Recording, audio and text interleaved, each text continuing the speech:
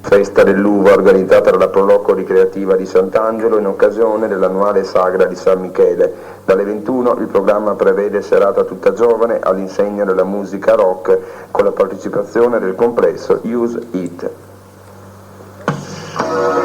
La cultura.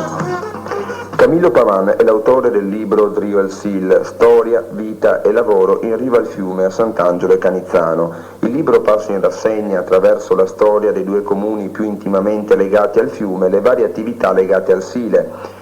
Drio al Sile, che sarà presentato domani nell'ambito della 14ª Festa dell'Uva organizzata dalla Proloco di Sant'Angelo, ha vinto il primo premio nazionale sulle culture locali. Silvano Focarelli ha chiesto a Camillo Pavan la ragione per cui è nato questo libro. È senz'altro una ragione personale, perché io sono figlio della gente che abita in questi due villaggi in riva al Sile. È una gente che quasi esclusivamente lavorava nei campi. Io sono figlio di contadini e quindi è ovvio che mi interessava di fare la storia di queste persone, no?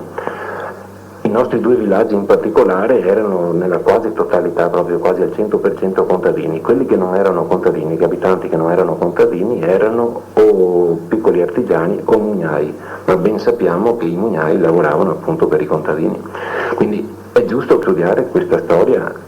Certo, in questo ottimo lavoro, anche dal punto di vista di ricerca proprio d'archivio, ne esce un'immagine quasi bucolica del Sile, no?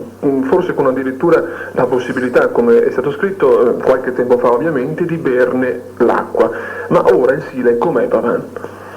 Intanto non sarei molto d'accordo sull'aggettivo bucolica, perché purtroppo rispecchia un pochino la cultura dominante, diciamo, nei confronti proprio del Sile, no? Si è sempre cercato di vedere il Sile come questo fiume bello, silente, tranquillo, che ha portato così la gioia, la poesia e tutte queste robe. Il Sile era un elemento vivo che dava da vivere alle persone e quindi, come tutti gli organismi vivi, aveva le sue cose buone e le sue cose cattive.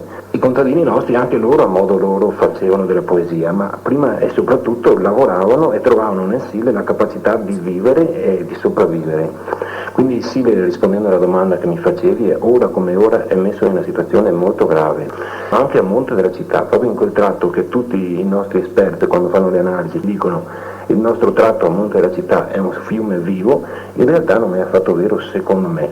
Lo testimoniano proprio questi contadini, questi pescatori, mugnai, che un tempo bevevano, come dicevi tu, l'acqua del Sile e che adesso a una mia specifica, precisa domanda, andreste a fare il bagno? Ovviamente non vanno più neppure a fare il bagno, non solo a bere l'acqua.